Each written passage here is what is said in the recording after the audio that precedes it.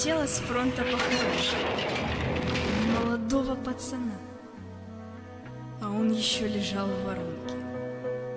Ах, как безжалостна война!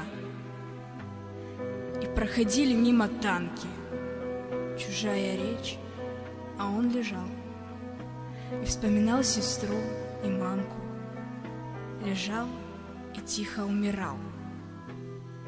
Пробита грудь была на вылет, и кровь стекала в черный снег.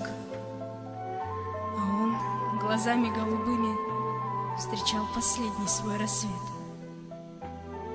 Нет, он не плакал, улыбался и вспоминал родимый дом. И, пересилив боль, поднялся, и автомат подняв с трудом, он в перекошенные лица горячий выплеснул свинец, приблизив этим на минуту войны безжалостный конец.